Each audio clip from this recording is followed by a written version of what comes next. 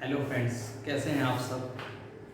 मैं अनुज एक बार फिर से आपका स्वागत करता हूं हमारे YouTube channel politic study point में। दोस्तों, जैसा कि आपने अभी हाल ही में न्यूज़ सुनी होगी, हमारे चैनल पे भी हमने उसकी क्लिप डाल दी है, फ़ोटोज़ प्रोवाइड कर दी हैं दोस्तों, कि आपके एग्ज़ाम्स, डिप्लोमा एग्ज़ाम्स बहुत जल्द आने वाले हैं, जो कि जुलाई में होने की पूरी संभावना है दोस्तों। आपकी क्लासेस 16 जून से स्टार्ट कर दी जाएंगी, ऐसी न्यूज़ अभी गवर्नमेंट की तरफ से, बोर्ड की तरफ से आई है। देखिए दोस्तों, आज नहीं तो कल एग्ज़ाम्स तो होंगे ही, है ना। तो क्यों ना हम पढ़ाई अभी से स्टार्ट कर दें। अभी हमारा आज 23 मई है, हमारे पास टाइम है अभी दोस्तों। अगर अभी तक आपने पढ़ाई नहीं करी है तो अभी आप चाहें तो सफिशेंट हमारे चैनल के थ्रू या आपकी बुक्स के थ्रू, जो भी आपको हो अवेलेबल हो आपके पास में मटेरियल, आप पढ़ाई कर सकते हैं दोस्तों। बहुत अच्छी पढ़ाई कर सकते हैं और अच्छी प्रिपरेशन करके अच्छे मार्क्स ऑब्टेन कर सकते हैं दोस्तों, है ना। तो जैसा कि इसलिए मैं आपके साथ, हम लोग लगे हुए हैं अपने चैनल के थ्रू, आपके साथ जुड़े हुए हैं दोस्तों। और मैं चाहूँगा कि और ज़्यादा से ज़्यादा स्टूडेंट्स को आप हमारे चैनल के बारे में बताएं, ताकि लोग और ज़्यादा जुड़ सकें और जो अभी तक बच्चों ने जिन्होंने पढ़ाई नहीं करी है वो पढ़ाई करके अपने अच्छे मार्क्स स्कोर कर सकें। तो दोस्तों, जैसा कि आज का हमारा नया टॉपिक है, एक नई वीडियो के साथ मैं आया हूँ आपके सामने। आज बहुत मज़ा आने वाला है दोस्तों। आज का टॉपिक बहुत इंपॉर्टेंट है, जिसका नाम है मूवमेंट ऑफ इनर्शिया, जड़त्व का आघूर्ण। दोस्तों, जो चैप्टर है हमारा उसका नाम है मूवमेंट ऑफ इनर्शिया। तो आइए बिना देर किए हुए स्टार्ट करते हैं अपने चैप्टर को। इनर्शिया दोस्तों, जड़त्व जिसको हम लोग हिंदी में कहते हैं। तो क्या होता है इनर्शिया? बहुत बार आपने सुना होगा, ऐसा नहीं है पहली बार आप नहीं सुन रहे होंगे इस वर्ड को। इनर्शिया होता क्या है, सबसे पहले जान लेते हैं। चैप्टर का नाम है मूवमेंट ऑफ इनर्शिया, है ना। जैसा कि नाम से है, तो मूवमेंट अभी आप पीछे पढ़ के आए दोस्तों, हाल ही में फ्रिक्शन चैप्टर जो हमने पढ़ा था उसके पहले मूवमेंट ही पढ़ा था हमने, मूवमेंट एंड कपल। तो मूवमेंट क्या होता है? मूवमेंट को हम लोग क्या बोलते हैं? आघूर्ण। किसी बॉडी का किसी एक्सिस के अलोंग जो हम लोग लेते थे, force to perpendicular distance, that the movement, है ना। तो वही चीज है कि इनर्शिया सबसे पहले जानते हो, उसके बाद मूवमेंट ऑफ इनर्शिया क्या होता है वो जानेंगे। जैसे कि हमने पीछे पढ़ा था फोर्स, उसके बाद मूवमेंट ऑफ फोर्स। तो पहले इनर्शिया तो जान ले क्या होता है ना। तो इनर्शिया होता है दोस्तों किसी बॉडी का अपनी पोजीशन पे बने रहना और उसके अगेंस्ट में जो बल लगाया जाए उसकी स्टेट को चेंज करने के लिए उसका अपोज करना, ये कहलाता है इनर्शिया। इनर्शिया रेस्ट का भी हो सकता है, इनर्शिया मोशन का भी हो सकता है कि नहीं दोस्तों, है ना। तो वैसे ही हमारा इनर्शिया दो टाइप का होता है, inertia of rest, inertia of motion. तो सबसे पहले इनर्शिया बाय डेफिनेशन देख लेते हैं एक बार। It is the inherent property of the body due to virtue of which it opposes any change in their present state is called inertia. Definition क्या कहती है कि वो इनहेरेंट प्रॉपर्टी होती है बॉडी की, ऐसे नहीं दिखाती है प्रॉपर्टी को, मतलब बॉडी ऐसे प्रॉपर्टी को नहीं शो करती है, ये इनहेरिट होती, छुपी हुई है उस बॉडी की प्रॉपर्टी। जब इस पे आप कोई फोर्स लगाओगे ना, तब ये बॉडी अपना मतलब की जो प्रॉपर्टी है ना ये शो करना स्टार्ट करती है। कौन सी? इनर्शिया को। अब कोई बॉडी है, आपने पढ़ा होगा न्यूटन्स का फर्स्ट लॉ, जो कि क्या होता है? Law of inertia. तो होता है हमारा दोस्तों, if the body is in rest, if the body is in rest it remain in rest, if the body is in motion it remains in motion until and unless any external force is not applied। कहने का मतलब है एक बाहरी बल की हमें जरूरत पड़ेगी किसी बॉडी को, अगर हमें मूव कराना है या हमें रोकना है उसके मोशन को। कोई रेस्ट में बॉडी है, उसको मोशन में लाना है तो भी एक्सटर्नल फोर्स की जरूरत पड़ेगी, और या तो बॉडी मोशन में है उसको रेस्ट में लाना है तो भी हमें एक एक्सटर्नल फोर्स की जरूरत पड़ेगी दोस्तों। तो वही हमारा जो होता है ना, क्या कहलाता है? स्टेट जो चेंज करना, यही कहलाता है स्टेट चेंज करने को रेजिस्ट करना, उसका विरोध करना, इनर्शिया कहलाता है हमारा। मान लीजिए ये एक mkg मास की बॉडी है, ये हमारी, है ना, सिंपल एक ब्लॉक है हमारा, ठीक है। अब ये रेस्ट पे रखा हुआ है, हॉरिजॉन्टल प्लेन है हमारा, इस पर रेस्ट पे रखा हुआ है, ठीक है। अब इसको हमें मूव कराना है, किसमें? रेस्ट में है। इसको अगर मूव कराना है तो एक्सटर्नल फोर्स इसमें हमें देना पड़ेगा न्यूटन का, तो तब ये मूव करेगा। तो ये जो मूव करेगा उसके मैंने ये रेजिस्ट कर रहा है कि नहीं। तो ये प्रॉपर्टी जो है ना कहीं ये कहलाती है इनर्शिया दोस्तों। आइए आप जानते हैं मूवमेंट ऑफ इनर्शिया क्या होता है। नेक्स्ट है दोस्तों हमारा मूवमेंट ऑफ इनर्शिया। क्या कह रही है वो डेफिनेशन से देख लेते हैं पहले। When a body rotates about an axis then it opposes the change in its motion or state of rotation, this property of the body is called moment of inertia। अच्छा, जब हम मूवमेंट की बात करते हैं ना दोस्तों, तो आपको पता है कि हम एक एक्सिस के अलोंग रोटेशन की बात करते हैं, क्योंकि कोई ना कोई बॉडी मूवमेंट आघूर्ण तभी निकलता है जब किसी बॉडी का, जब हम किसी एक्सिस के अलोंग कोई बॉडी रोटेट कर रही होती है, उसका मास ले लेते हैं, उससे परपेंडिकुलर डिस्टेंस जो ले लेते हैं, या फोर्स जो भी लग रहा है उस बॉडी को मूव कराने में, वो force F into perpendicular distance जो होती है उस एक्सिस से हमारी पार्टिकल की, वो परपेंडिकुलर डिस्टेंस ले लेते हैं। वही हमारा क्या होता है, मूवमेंट होता है। तो कोई बॉडी अगर किसी एक्सिस के अलाउंग रोटेट कर रही है, मान लो ये कोई एक्सिस है, ये बॉडी है कि उसके अलाउंग रोटेट कर रही है ऐसे, तो इसके मोशन को या इसके स्टेट ऑफ रोटेशन को अपोज करना जो प्रॉपर्टी होती है दोस्तों, वो कहलाती है हमारी मोमेंट ऑफ इनर्शिया। या इसी को हम लोग मैथमेटिकली अगर समझ लें तो क्या होता है, the moment of inertia of the particle rotating about an axis, ठीक है, is given by the product of the mass of the particle. किसी बॉडी का मोमेंट ऑफ इनर्शिया, किसी मूविंग बॉडी का, किसी मूविंग पार्टिकल का मोमेंट ऑफ इनर्शिया किसी axis of rotation के अबाउट क्या होता है, प्रोडक्ट होता है उस पार्टिकल का मास और उस पार्टिकल की परपेंडिकुलर डिस्टेंस उस एक्सिस ऑफ रोटेशन से जिसके अलाउंग वो घूम रहा है का स्क्वायर अगर हम कर दें, जो डिस्टेंस है उसका स्क्वायर, तो mr स्क्वायर दोस्तों। तो यहाँ हमारा फॉर्मूला क्या निकल के आता है दोस्तों,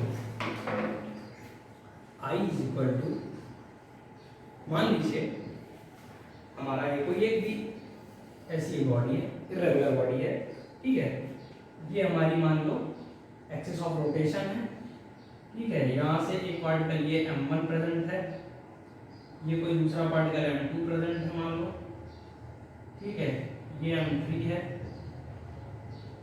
ये m4 है, इसके distance r1, r2, r3, r4, ठीक है दोस्तों। तो अगर हम यहाँ पे निकालें मोमेंट ऑफ इनर्शिया इस लैमिना का, तो I इक्वल टू क्या आ जाएगा हमारा, m1 into r1 square, definition यही तो कह रही है, product of the mass and perpendicular distance का square, product of the mass of the particle and square of the distance of the particle from the axis of rotation. ये axis of rotation है हमारी, इसके about rotate कर रहा है body हमारा, तो इससे परपेंडिकुलर डिस्टेंस हमारी दी हुई है, प्लस इसी तरीके अगले का हो जाएगा m2 r2 square plus m3 r3 square plus जितने भी पार्टिकल्स होंगे उन सब का। तो इसको हम क्या लिख सकते हैं दोस्तों, ऐसे लिख सकते हैं I is equal to summation m, complete body का लैम्डा का मास m, सबकी r स्क्वायर, ये दोस्तों हमारा आ गया मोमेंट ऑफ इनर्शिया किसी बॉडी का, है ना। अब जैसे कि मोमेंट ऑफ इनर्शिया हमारा आ गया है, तो इसकी SI यूनिट क्या होगी दोस्तों, यहीं से अगर देख लें फॉर्मूला I का,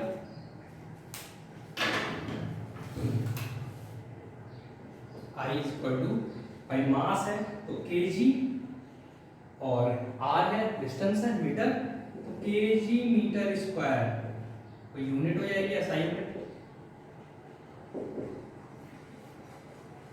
I की हो जाएगी ना दोस्तों। डायमेंशनल फॉर्मूला क्या हो जाएगा इसका,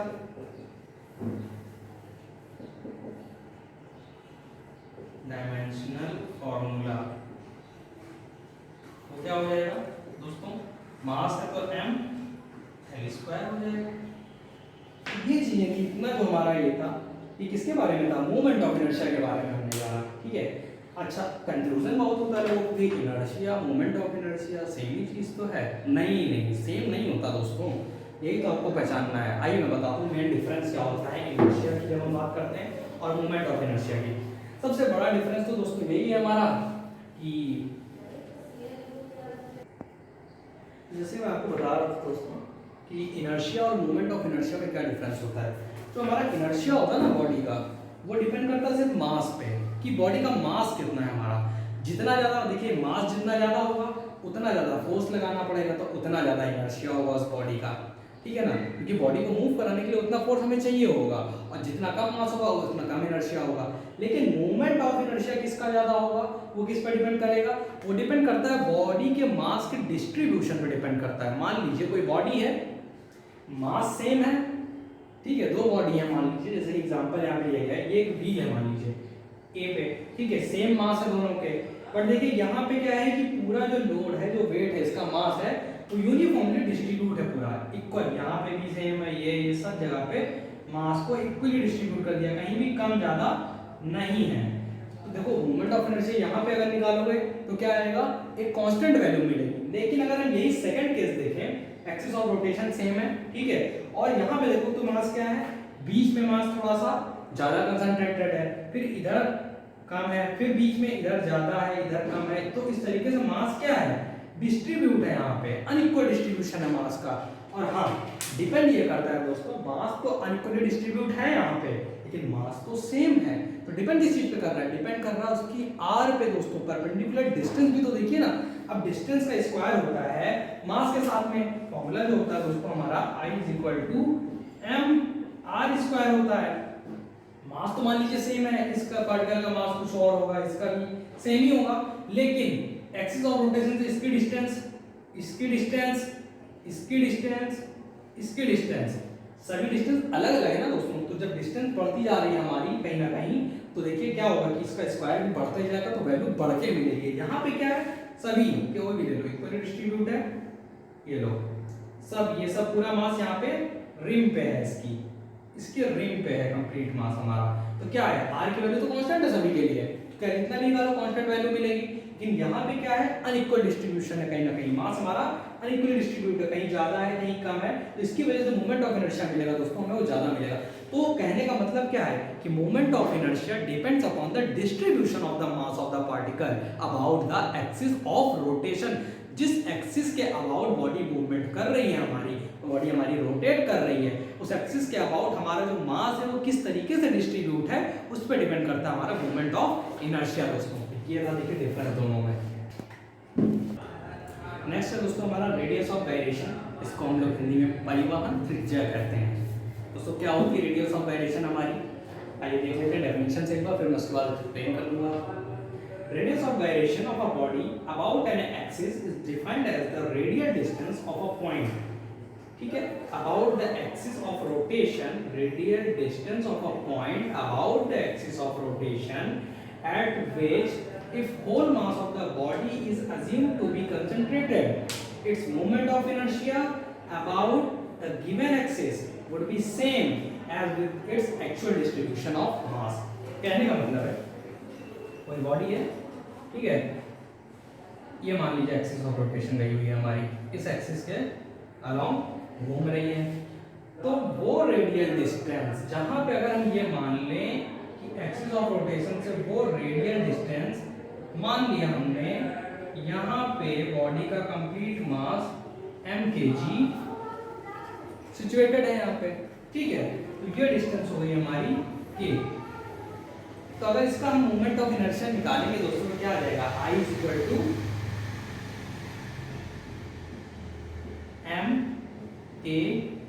स्क्वायर उसका, ये जो दोस्तों है ना, क्या कह रही है डेफिनेशन हमारी, यही तो कह रही है कि इस पॉइंट पे अगर हम मान लें, हम ये एज्यूम कर लें, मान लें इस पॉइंट पे इस बॉडी का कंप्लीट मास कंसंट्रेट है, तो भाई मास इनटू परपेंडिकुलर डिस्टेंस का स्क्वायर, तो k परपेंडिकुलर डिस्टेंस उसका स्क्वायर कर दिया, यही तो होता है। तो ये मोमेंट ऑफ इनर्शिया जो होगा वो किसके बराबर होगा, अगर इस बॉडी का मास कंप्लीटली, इस बॉडी का मोमेंट ऑफ इनर्शिया निकालें, अगर ये मास एक जगह से सिचुएट ना हो, इक्वली डिस्ट्रीब्यूट होगा, ठीक है, कई पॉइंट्स पे डिस्ट्रीब्यूट हो, अगर उनका हम सबका मोमेंट ऑफ इनर्शिया निकालें और उनको जोड़ दें सभी का, तो जो मोमेंट ऑफ इनर्शिया आएगा और जो एक पॉइंट कंसंट्रेट, एक पॉइंट पे अगर हमारा मास कंसंट्रेट है, वहां से जो मोमेंट ऑफ इनर्शिया आता है वो दोनों क्या होंगे, एक्चुअल में सेम होंगे। यही परपेंडिकुलर डिस्टेंस है ना, जहां पे हमारा मास हमने माना है, अज्यूम किया हुआ कंसंट्रेट है, वो परपेंडिकुलर डिस्टेंस क्या कहलाती है, रेडियस ऑफ गायरेशन, जिसको हम लोग परिवहन त्रिज्या भी कहते हैं दोस्तों, ठीक है। तो I = mk² हो गया, जहां पे k क्या है, k where k = radius of gyration.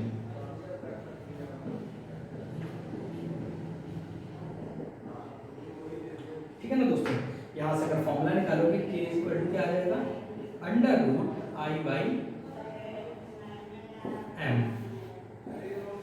यही हमारा फॉर्मूला आ जाता है दोस्तों। यहाँ से सभी चीजें, I क्या है, मोमेंट ऑफ इनर्शिया बॉडी का, आपको पता ही होता है, m बॉडी का मास हो गया हमारे, बस यही से रख के हम यहाँ से रेडियस ऑफ गायरेशन न्यूमेरिकल्स में निकाल सकते हैं दोस्तों।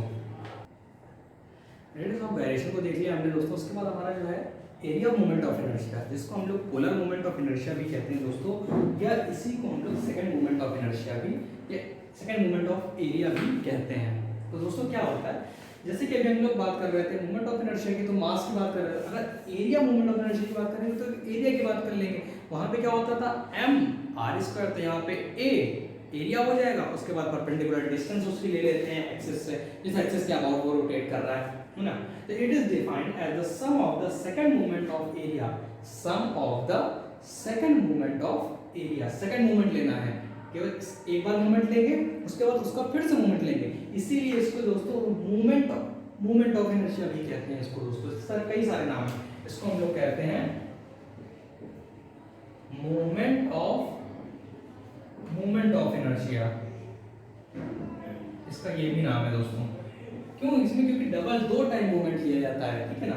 तो क्या है, individual section about an axis. तो मान लिया ये हमारी बॉडी है, इरेगुलर बॉडी है, ठीक है, इसका एरिया ए है और इसके हमने अलग अलग सेक्शंस ले लिए, कुछ पॉइंट ले लिए स्मॉल हमने, जिसके area A1 A2 A3 small area हमने ले लिए और उनकी हमने दोनों एक्सिस से डिस्टेंसेस ले ली। अब इसकी जैसे y एक्सिस से डिस्टेंस x1 है, ठीक है, इसकी A2 की y डिस्टेंस से y एक्सिस से x2 है और x3 है इसकी A3 की। सिमिलरली x एक्सिस से डिस्टेंस y1 है इसकी A1 की, और x एक्सिस से इसकी क्या है y2 है, इसकी क्या है y3 है, ठीक है। तो आइए मोमेंट ले लेते हैं। On taking moment of all the areas about x axis के अलोंग अगर हम मोमेंट लेते हैं तो x एक्सिस के अलोंग मोमेंट लोगे तो area into perpendicular distance from x axis, तो कितनी है y1 y2 y3, तो वही क्या गया है Ixx A1 y1 A2 y2 A3 y3।